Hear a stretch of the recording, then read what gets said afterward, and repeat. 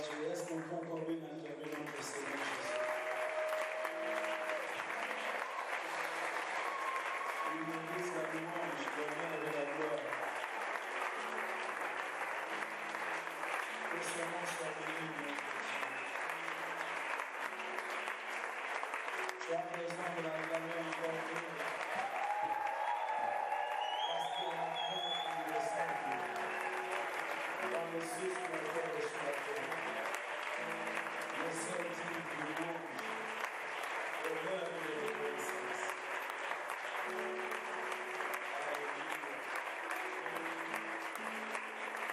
Amen, amen. Alors que nous sommes debout, nous pouvons lire notre texte de base. C'est donc dans Genèse chapitre 7.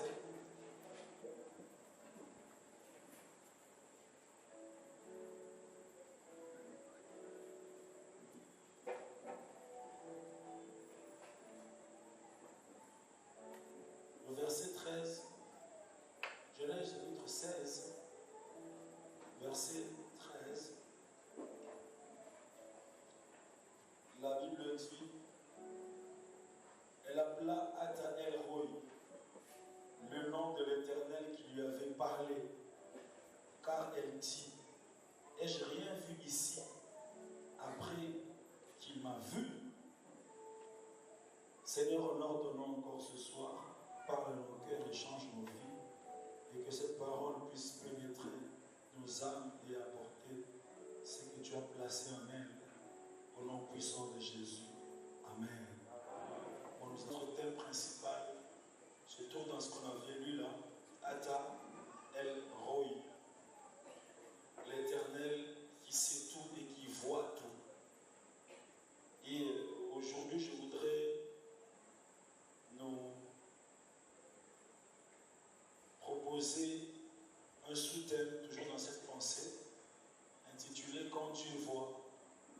Quand Dieu voit. Amen. Et déjà, Ata El Roi, c'est l'un des attributs de Dieu aussi. C'est l'un des attributs de Dieu. Les attributs, ce sont des traits de personnalité, de caractère de quelqu'un, ou ici, donc, le cas de Dieu. Et dans la Bible, Dieu a plusieurs attributs. Il est El Shaddai, le Tout-Puissant. Il est Jéhovah Jireh, le Dieu qui pourvoit. Il est Jéhovah Sabaoth, le Dieu qui combat. Et vous allez remarquer que chaque attribut de Dieu est en réalité une expérience qu'un homme a faite avec Dieu. Et donc, en général, ce n'est pas forcément Dieu qui dit « je suis ceci ou cela ». C'est l'homme qui découvre un aspect de Dieu et qui déclare cet aspect-là qu'il a découvert. Alléluia. Parce que Dieu est multidimensionnel. Notre Dieu a plusieurs facettes. Notre Dieu, on ne peut pas le comprendre en une vie. On ne peut pas lire un livre pour dire que je connais Dieu. Dieu, on ne peut pas le saisir. Dieu, il est extrêmement grand. Il est tout puissant. Il est éternel. Quand on dit Dieu est éternel, ça signifie qu'il n'a pas de commencement, il n'a pas de fin. Il ne rajeunit pas, il ne vieillit pas. Il ne s'améliore pas, il ne se détériore pas. Il règne éternellement. Le temps vient le croiser Dieu, et le temps va passer, il restera Dieu. Et même quand la Bible dit au commencement Dieu, ce n'est pas le commencement de Dieu, c'est le commencement du commencement. Parce qu'en réalité, le commencement a trouvé Dieu, Dieu. Amen. Et la fin le laissera Dieu. Amen. Dieu, on ne peut pas le saisir. Il a plusieurs attributs, de sorte que jusqu'aujourd'hui, il peut se faire découvrir dans ta vie et tu lui donnes un nouveau nom qui n'existe pas dans la Bible, qui n'est pas en français, qui n'est pas en lingala, qui n'est pas en anglais. C'est le nom de ton expérience, c'est le nom de ton parcours, c'est le nom de ton témoignage. C'est le nom, lorsque tu fléchis des genoux, tu cites le nom. Le Dieu du ciel sait, ça c'est à moi. Chaque attribut de Dieu est une expérience qu'un homme a fait. C'est pourquoi l'homme est créé à l'image de Dieu, est créé à la ressemblance de Dieu.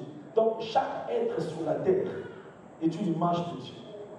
Chaque être sur la terre est un aspect de qui est Dieu.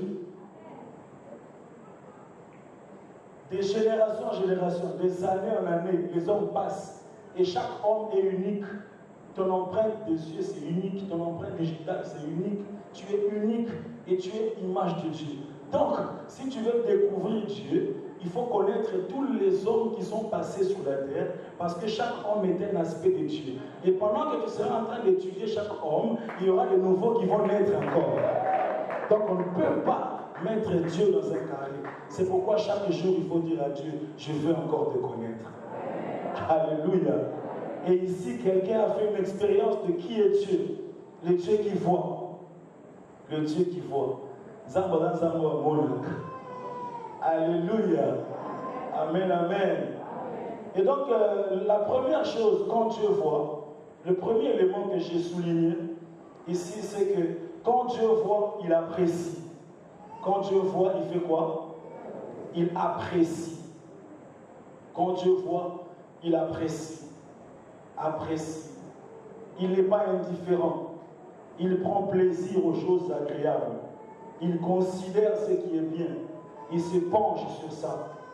Il apprécie ce qui est bien. La Bible dit dans Genèse, vous savez, dans Genèse, il y a deux verbes importants. On dit l'Éternel dit, l'Éternel dit, l'Éternel dit. Et puis l'Éternel a vu que cela était bon. Et puis après, il a dit encore, il a dit encore, et puis il a vu. Ça, c'est une grande leçon pour nous dire, ne commence pas par voir d'abord et puis déclarer à paix. Commence par parler jusqu'à ce que tu verras ce que tu as dit. Parole. Il savait que les ténèbres peuvent être ténèbres 1000 fois. Moi, je dirais un mot et la lumière paraîtra. Alléluia. Et ce que j'aime, c'est que la Bible dit, Dieu a dit, et puis Dieu a vu. Le vu là, c'est l'appréciation, n'est-ce pas? Il a aimé, il a considéré. Genèse chapitre 1er, verset 31. 1er 31, Genèse, la Bible dit, Dieu vit que tout ce qu'il avait fait, et voici cela était très bon. Nous avons un Dieu qui apprécie les choses. Quand Dieu voit, il apprécie. C'est pourquoi je voudrais encourager quelqu'un en disant que Dieu voit tes efforts et il les apprécie. Je dis Dieu voit tes efforts et il les apprécie. Parfois on n'est pas habitué à entendre de telles paroles. Aujourd'hui je viens te dire, Dieu voit les efforts que tu fais de te sanctifier et il apprécie ça. Il voit les efforts que tu fais de le chercher et il apprécie ça. Dans Apocalypse chapitre 2, verset 19, il dit, je connais tes œuvres, ton amour, ta foi, ton fidèle service, ta constance, tes dernières œuvres, plus nombreuses que les premières, je les connais. Je voudrais encourager ce soir quelqu'un pour dire qu'il y a un Dieu qui voit tes œuvres. Je dis, il y a un Dieu qui voit tes œuvres. Peut-être que tu te lamentais, tu te disais, mais c'est comme si personne ne me considère. C'est comme si je suis en train de faire des efforts en vain. Il y a des gens qui te jugent toujours par rapport à tes erreurs d'il y a 3 ans, tes erreurs d'il y a 10 ans. Il y a toujours des gens qui te rappellent ce que tu as fait de mal. Et tu te dis, mais personne n'apprécie ce que je fais. Je suis venu te dire ce soir, il y a un Dieu dans les cieux qui voit. Oh, je dis, il y a un Dieu dans les cieux qui te voit.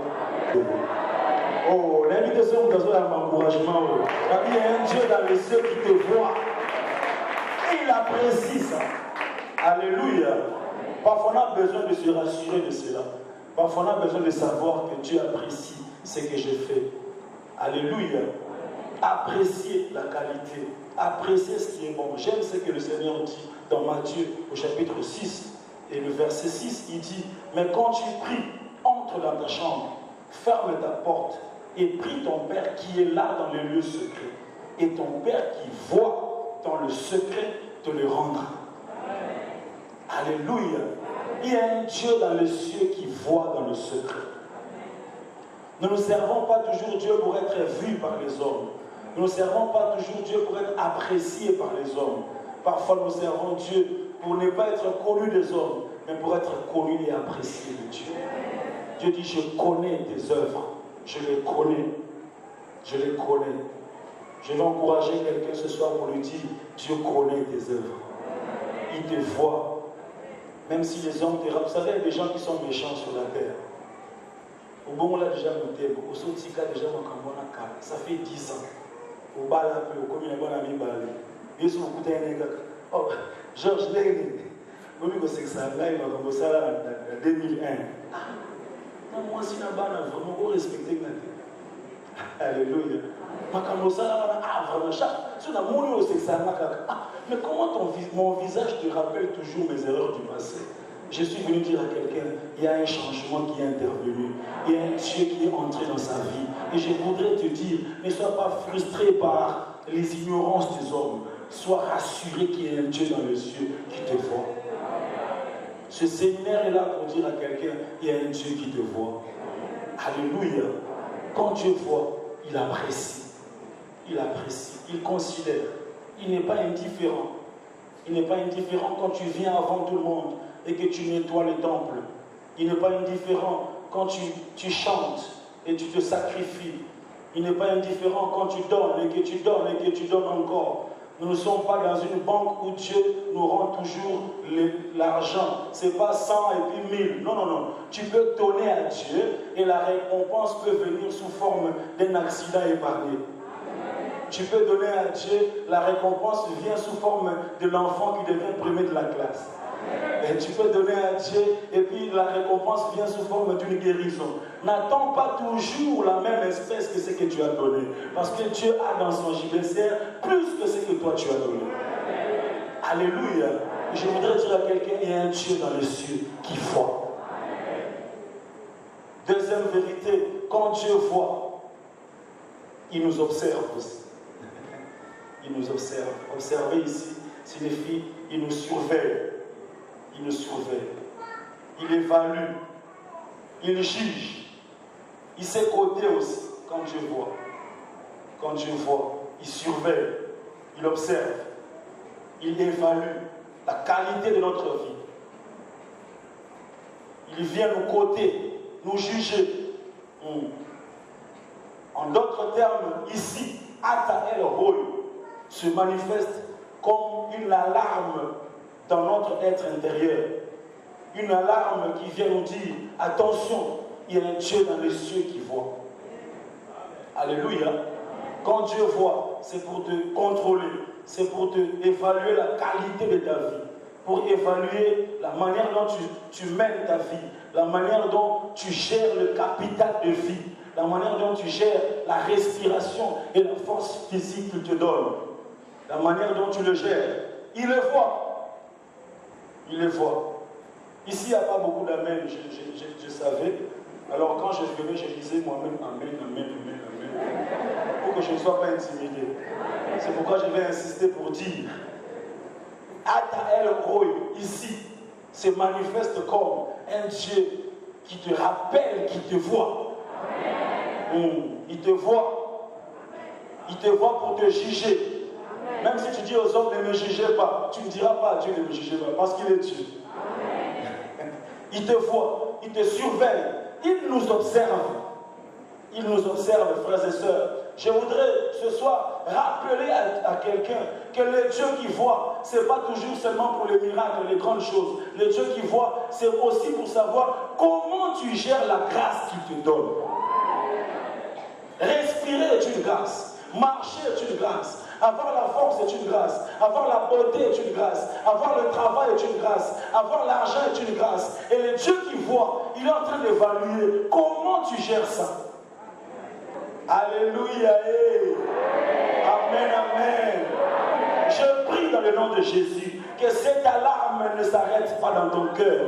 Je prie dans le nom de Jésus que cette alarme fonctionne toujours, chaque jour, que tu saches qu'il y a un Dieu dans les cieux qui nous voit, qui nous regarde, où que tu sois, quoi que tu fasses, même si tu te déguises, même si tu te caches, il y a un Dieu dans les cieux qui te voit et qui me voit. Il te voit quand tu voles, il me voit quand je fais l'hypocrite, il me voit, il te voit. Ata El Roi, c'est l'Éternel qui voit et qui surveille. Seigneur, aide-moi à bien gérer la force physique que tu me donnes.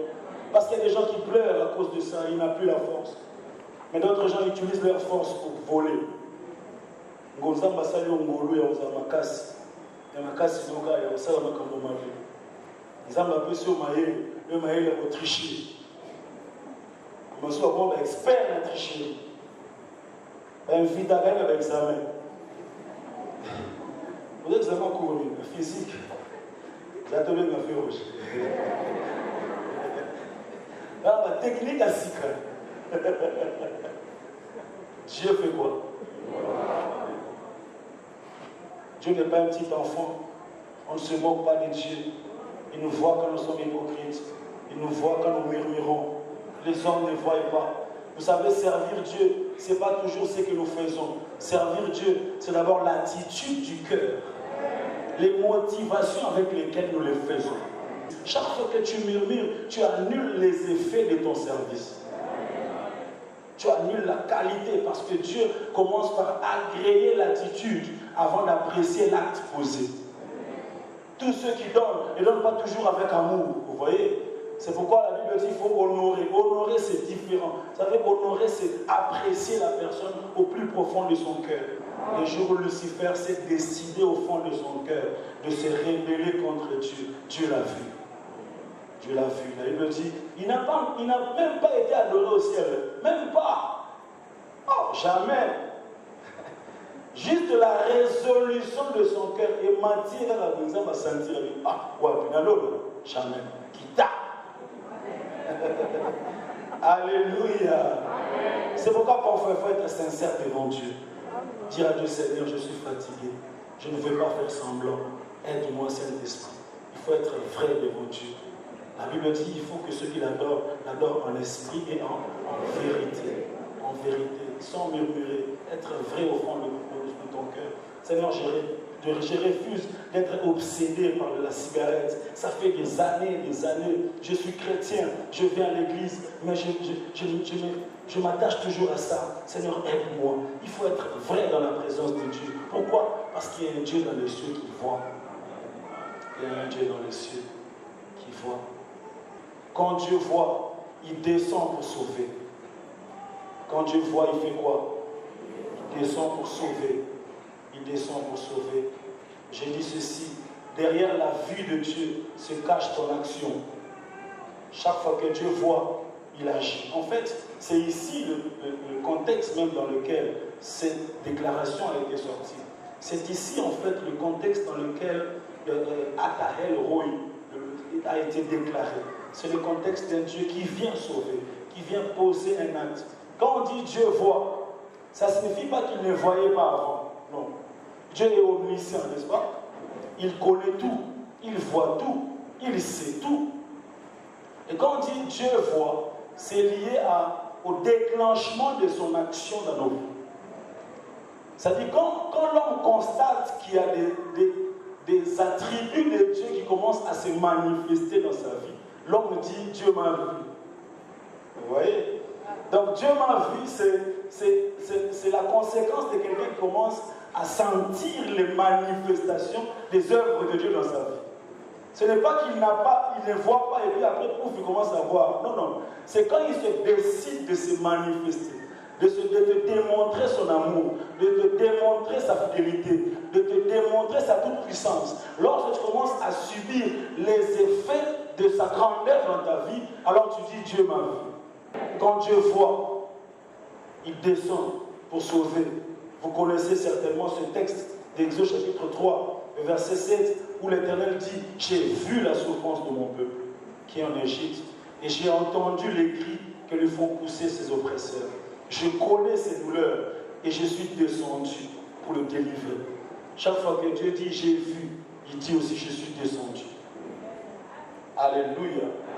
Amen, amen. Et quand Dieu dit « j'aime ça, j'aime ça », c'est-à-dire le jeu de Dieu contient toujours un homme. C'est-à-dire quand Dieu dit j'ai vu et je suis descendu, il voit toujours un homme qui accomplira son jeu là. Est-ce que quelqu'un comprend ça? C'est-à-dire il y a des hommes que Dieu choisit dans chaque génération pour que chaque fois que lui voit et il descend, que ce soit fait par un homme qu'il a établi. C'est pourquoi quand Dieu disait j'ai vu et je suis descendu, il voyait déjà Moïse qu'il avait établi pour qu'il soit l'incarnation de ce qu'il lui dit. Et je prie dans le nom de Jésus que dans ta génération, que tu sois celui qui est contenu dans le jet de Dieu. Chaque fois que Dieu dira dans ta famille, je suis descendu, qu'il passe par toi. Chaque fois que Dieu dira dans cette église, je suis descendu, qu'il passe par toi. Et qu'il te voie toujours disponible et disposé à être son représentant. Pourquoi? Parce que Dieu agit toujours par les hommes. Dieu bénit toujours par les hommes. Et c'est pourquoi je prie dans le nom puissant de Jésus, que tu entres dans un régime de connexion divine, que tu sois la provision de Dieu pour quelqu'un. Aujourd'hui, que tu sois la provision de Dieu pour quelqu'un. Chaque fois que Dieu voit, il descend pour sauver. Et quand il descend pour sauver, il passe par les hommes. Alléluia. C'est pourquoi, lorsque tu entres dans la loi de Adahel Roy, tu entres dans un régime de connexion surnaturelle. Alors, je reprends ça. Je dis, lorsque tu entres dans le régime de Adahel Roy, tu entres dans une loi de connexion. Pourquoi? Parce que le Dieu qui voit et qui descend passera toujours par un homme qui accomplira ce que lui-même a décidé. C'est pourquoi, quand Joseph, Dieu le voit, il se décide de faire de lui un grand. Et comme Dieu, quand il descend, il passe toujours par les hommes. Il a placé dans la vie de Joseph des hommes à chaque saison et à chaque étape pour l'introduire dans sa destinée. De sorte que Joseph, sa destinée finale, c'est être premier ministre dans un pays étranger. Et Adahel Roy a déjà vu sa destinée. Et maintenant, il prend dans son parcours, il place des connexions surnaturelles, des connexions stratégiques, de sorte que lorsqu'il voit ses frères, il est venu pour faire du bien à ses frères. Mais Adahel Roy a créé cette connexion-là pour que la méchanceté de ses frères puisse être le déclenchement de sa grandeur. C'est pourquoi je dis à quelqu'un, quand Dieu te voit, parfois il passera par tes ennemis pour t'introduire dans ta destinée. J'aime ce que la Bible dit. Quand l'Éternel approuve les voies d'un homme, il fait quoi? Il dispose. Quelqu'un veut dire dispose. Disposer, c'est placer stratégiquement en donnant à chacun un rôle précis. C'est ça, disposer. C'est pas par hasard. C'est comme le coach, n'est-ce pas? Il dispose. Ah oui. Pour Dieu, tu vas la côté. Bakam pointer dans le coin. Alléluia. Et quand Dieu dispose, il dispose même les ennemis. De sorte que celui qui vient contre ta vie est utilisé par le ciel pour ta destinée. C'est pourquoi quand tu es combattu par des gens, ne sois pas pressé de condamner Dieu. Parfois, ces ennemis-là sont le canal de ta grandeur.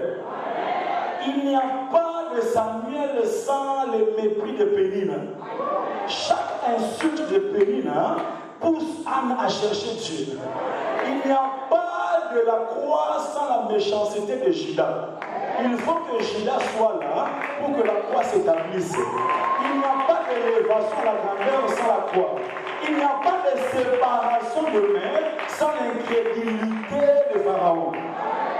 Plus Pharaon devient incrédule, plus la mer est en train de s'ouvrir. Quelqu'un me comprend ce que je dis? Dieu a placé des richesses dans les hommes. Vous savez, il y a des gens aujourd'hui, il a 42 ans, il a 47 ans, il a un ami chinois, il a un ami libanais, avec qui il fait des affaires. Il fait même des affaires, l'ami là lui donne des crédits, plus que même le Congolais. Donc ça signifie, quand cet homme avait 15 ans, quand il s'est débrouillé avec les intérêts de Chine, Dieu préparait en Chine un Chinois. Et Dieu savait que dans 23 ans, il aurait un croisement avec un Chinois. Dieu est au-delà de tes pensées. Dieu est au-delà de ton imagination. C'est pourquoi je lève ma main et je déclare que les connexions de ta destinée quittent le nord, le sud, l'est et l'ouest pour s'attacher à toi afin de t'introduire dans ta destinée. Reçois cela au nom de Jésus. Je lui reçois cela au nom de Jésus. Je lui reçois cela au nom de Jésus. Alléluia.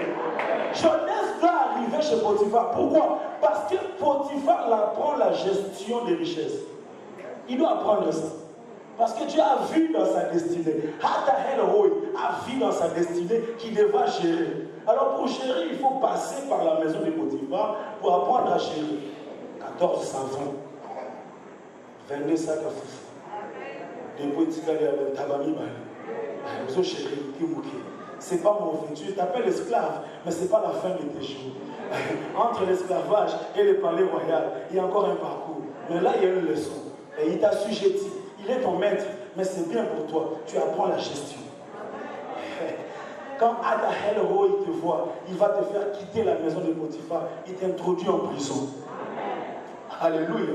La prison, c'est une autre connexion. Tu deviens chef de prisonnier. Donc tu apprends la gestion des ressources humaines.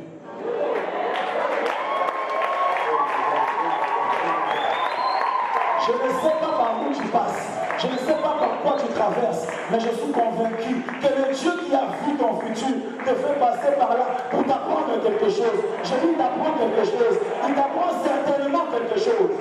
Quelqu'un peut crier j'apprends. Non, dis plus fort j'apprends. Je te vois en train d'apprendre comment être un bon célibataire pour être un mari fidèle. Je vois comment tu apprends à bien gérer tes savoirs. Pour que demain tu gères 2 millions. Si encore j'apprends, Dieu sait qu'en tant qu'esclave, tu ne peux pas croiser les directeurs de cabinet du roi comme ça. Beaucoup de lignes. Mon horaire est différent. Mon parcours est différent. Donc il y a des machines à foufou, il y a des bureaux de vie. C'est différent. Alléluia. Le seul point de rencontre s'appelle prison. Quelqu'un va pleurer en prison. Quelqu'un va dire, mais pourquoi je suis ici? Mais celui qui connaît la dimension de Hatahel Roy, il va dire, qu'est-ce qu'il a vu pour m'introduire ici? Qu'est-ce que Hatahel Roy a déjà vu pour qu'il me permette de passer par ici? Si tu saisis cela, tu comprendras qu'il y a certainement une leçon là-bas. Parce qu'en prison, il n'y a pas d'audience. En prison, il n'y a pas de oh non, excellence. Non. En prison, tout s'appelle par le numéro. Numéro 18, numéro 23. Numéro 42. Alléluia. Et là, il apprend la gestion. Et lorsqu'il quitte la prison, c'est pour aller dans la gloire. Il y a des connexions. Tu ne peux pas entrer chez Pharaon sans qu'il y ait quelqu'un qui parle de toi chez Pharaon. Ça, c'est la dimension de Hatahel Roy. Dieu travaille toujours avec les hommes. C'est pourquoi j'aime Dieu. J'aime Dieu. Pourquoi? Parce que ce jour-là, Marie était avec son bébé dans la crèche avec Joseph. La crèche sent mauvais. La crèche, il y a des animaux. Dans la crèche, il n'y a pas de pampers. Il n'y a pas de poudre Johnson. Il n'y a pas de parfum. C'est compliqué. Mais elle est en train de se dire, comment je vais gérer mon enfant? Qu'est-ce qui va se passer? Mais pendant ces temps-là, Dieu le laisse. Il apparaît au mage. Il dit au mage, un roi est né. J'aime ça. Le roi est né dans une étable empruntée. Ça signifie, le lieu où tu es né ne détermine pas la grandeur de ta destinée. Tu peux être né dans une voiture, tu peux être né en prison, tu peux être né dans une forêt, ça ne veut rien dire par rapport à ta destinée. Et Dieu dit au mage, n'allez pas les mains vides, prenez de l'or, prenez de l'encens, prenez de la myrrhe. Pendant que Marie se débrouille en disant, qu'est-ce que je ferai avec mon enfant? Le mage avance avec la provision. C'est bien, c'est vrai qu'ils offrent ça au bébé, mais entre nous, le bébé ne va pas gérer l'or. Le père ne doit gérer un dossier. Ma mère doit dire qu'à moi, ça va créer chance, moi, bien. Ça signifie qu'il y a une provision de Dieu entre les mains de certains hommes sur cette personne. Oh, je dis à quelqu'un, de la même façon, Dieu a placé les richesses dans le sol et le sous-sol. De la même façon, Dieu a placé certaines richesses entre les mains des hommes. C'est pourquoi l'œuvre de Dieu est bâtie par les hommes.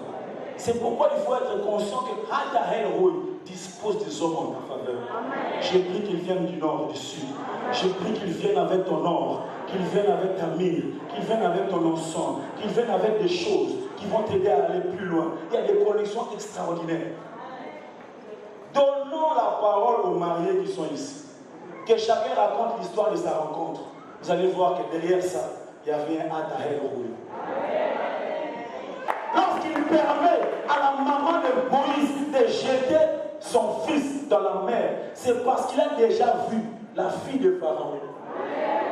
Amen. Quelqu'un peut dire Hatahel Roy.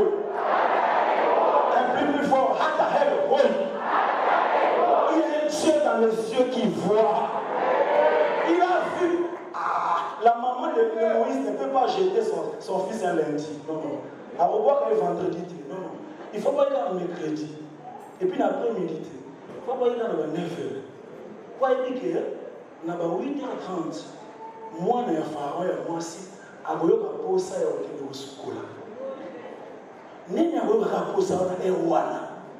et puis dans mais qui voit. Parce que derrière la vision de Dieu se cache la main de Dieu. Dieu ne peut pas voir sans agir.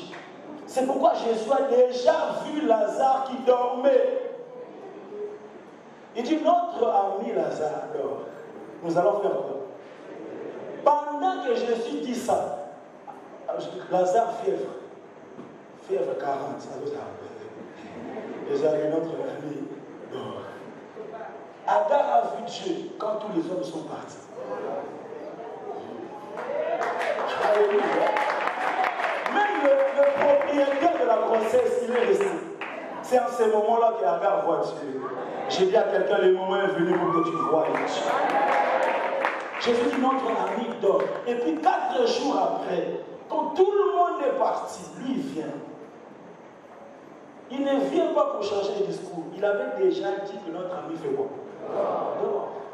Et quand il vient, il dit, où l'avez-vous mis? Ça signifie, c'est pas moi qui l'ai mis là-bas. Moi, je n'ai pas conclu sur son sort. Et puis quand il dit ôter la pierre, les mêmes personnes qui ont placé la pierre, ce sont les mêmes personnes qui vont ôter la pierre. Et puis quand il se lève, il pleure un peu. Pourquoi il pleure un peu? Pourquoi Jésus pleure? Il veut être la dernière personne à pleurer sur l'histoire de Lazare. Il ne veut pas pleurer le premier monde. Il se rassure que tout le monde a pleuré. Pour que ces pleurs en lui puissent absorber toutes les larmes de ceux qui ont pleuré. Jésus pleure après tout le monde. Pourquoi? Pour qu'après lui, qu'il y ait une fête. Après lui, il y ait une célébration. Quand Jésus pleure, ce n'est pas pour dire à Dieu. Jésus ne dit pas à Dieu. Jésus ne dit pas tu nous as été cher. Non. Quand Jésus pleure, c'est parce qu'il a déjà vu la résurrection. Et il pleure pour partager son amour. Il pleure pour dire je t'ai aimé. Et puis quand il se met là-bas, pour confirmer qu'il avait vu que Lazare était déjà endormi, il ne dit pas Lazare ressuscite. Non. Non, non, non. Il dit quoi? Ça dit il dort. Si on a gagné ma casse dans le je dis à quelqu'un, il t'a déjà vu. Quand les hommes disent que c'est fini pour toi, lui t'a déjà vu. Quand il dit que Lazare sort, ça signifie les hommes ont conclu plus tôt. Les hommes ont conclu plus tôt. Bien-aimés dans le Seigneur, quand Dieu voit, il descend pour sauver. Le jour où Dieu a vu les hommes dans la misère, dans les ténèbres, il est descendu, il nous a sauvés la vie. Sois convaincu qu'il y a un Dieu dans les cieux qui te voit. La dernière chose, il dit quand Dieu voit, il permet aussi à l'homme de voir. Alléluia. Quand Dieu voit, il permet à l'homme de faire quoi? De voir. Quand Dieu voit, il déclenche un système dans ta vie qui te permet de commencer à voir. Regardez bien le texte qu'on a lu. Agar n'a pas changé de territoire. Il n'a pas changé d'endroit. Au même endroit où elle pleurait, au même endroit où elle disait, c'est fini pour moi. Au même endroit où elle disait, je ne vais pas voir mon fils mourir. Au même lieu là, quand Dieu l'a vu, elle a vu les pluies. Alléluia. Donc les pluies étaient déjà là, mais c'est Agar qui les voyait. Et ce que j'aime, la Bible dit que Abraham lui a donné une cruche d'eau. Une cruche d'eau. Parce que Dieu, l'homme ne te donnera que le peu qu'il a. Il ne te donnera jamais le plus grand. C'est pourquoi la Bible dit, maudit soit l'homme qui se confie. L'homme ne te donnera pas au-delà de ce qu'il possède. Quand il n'a pas tout, quand c'est dans mon tout, quand les misères dans les SMS, belé, quand sont commis des jeux belé, après il y a ce que il n'a dérangé au terrain. pour se déranger. Compte sur Dieu. Alléluia. Remarquez, lorsque les cruches sèchent, c'est alors que Agar voit pas de cruches, pas de fûts, pas de bidons, mais des puits. C'est pour dire à quelqu'un que les hommes ont des cruches, mais Dieu a des sources. Les hommes ont des cruches, mais Dieu a des puits. Le temps est venu pour que Dieu t'a vu, pour que toi-même tu commences aussi à voir. Le temps est venu, je prie au nom de Jésus, que Dieu t'ouvre les yeux, que tu vois les richesses qui sont en toi, que tu vois des connexions qui sont en toi, que tu vois la richesse qui est dans tes enfants, que Dieu t'ouvre les yeux. Je dis que Dieu t'ouvre les yeux, que tu vois que cette église, c'est la source de ta bénédiction. Que Dieu t'ouvre les yeux pour que tu vois. Quand Dieu te voit, toi tu fais quoi? Tu vois. Un jour, il y avait une femme, elle souffrait, elle n'avait plus rien, veuve. Il dit, mon mari il servait Dieu, et mon mari craignait Dieu. Et puis mon mari est mort. Et puis maintenant, là, mes enfants doivent aller comme esclaves, parce que mon mari a pris des dettes. Et puis la grâce, c'est quoi? C'est qu'une connexion divine qui s'appelle prophète Élisée est entrée chez elle. Au travers de ce prophète, la femme a vu Dieu. Dieu l'a vu, Dieu l'a visité au travers de cet homme. Et puis, quand Dieu a visité cette femme a commencé à voir. Alléluia. Amen. Toutes les choses que cette femme a commencé à voir étaient dans sa maison, mais ne voyait pas. C'est-à-dire, quand le prophète lui a dit, qu'est-ce que tu as? La femme n'a pas dit, j'ai 2 ketchs de mon mari, ou bien une télévision. Il dit, il y a ici de l'huile, un peu d'huile. Ah, ok. Tout homme qui craint Dieu, même s'il ne reste rien dans sa famille, même s'il ne laisse pas des immeubles, il laissera de l'huile. Cette femme n'avait pas vu ça. Mais lorsque Dieu l'a vu, elle a vu ça. Alléluia. Il dit, il y a de l'huile, il s'est dit, mais c'est bon. Prends cette huile-là. Mets ça. Et puis, cette femme a commencé à voir que ses voisins n'étaient pas seulement des voisins. Ses voisins étaient des partenaires de son business. Elle ne voyait pas ça avant. Elle dit, va chez chaque voisin, demande. Alléluia. C'est-à-dire qu'elle a compris qu'il y avait des richesses qui se cachaient dans chaque voisin. Dieu l'a vu, c'est pourquoi elle l'a vu. Jusqu'à ce que Dieu l'a visité au travers de l'homme. C'est pourquoi je dis à quelqu'un, frères et sœurs dans le Seigneur, la parole qui se prêche chaque jour dans cette église, c'est pour t'ouvrir les yeux. Que tu vois les potentialités qui sont en toi.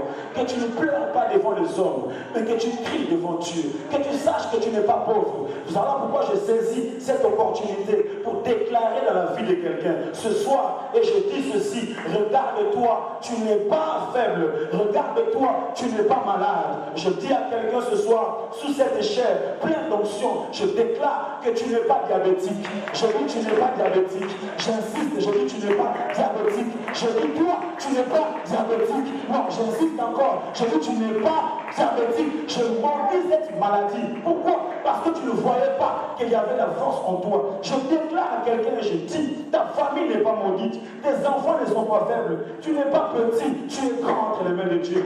Ouvre les yeux et regarde, parce que Dieu t'a déjà vu. Ouvre les yeux. La Bible dit, les hommes vivaient dans les ténèbres. Et quand Dieu a vu, il a envoyé son fils. Les hommes ont ouvert les yeux. Ils ont vu la lumière. Je prie que tu vois. Quand Hadahel Roy te voit, il t'apprécie. Il t'encourage. Il te dit, va de l'avant. Je suis avec toi. Si tu es faible, il dit, je vois ta faiblesse. Je peux encore t'aider. Il a vu la faiblesse de Paul. Il lui a dit, ma grâce à moi te suffit. Je suis insuffisant. Ma grâce à moi te suffit. Je ne peux pas aller de l'avant. Ma grâce à moi te suffit. Je ne suis pas comme les autres. Ma grâce à moi te suffit.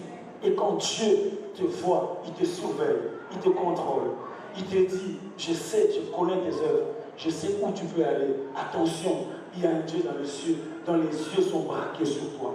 Et quand Dieu te voit, il descend pour te sauver. Et quand Hadahel Roy te voit, il vient pour te faire voir des choses. Que Dieu bénisse cette exhortation.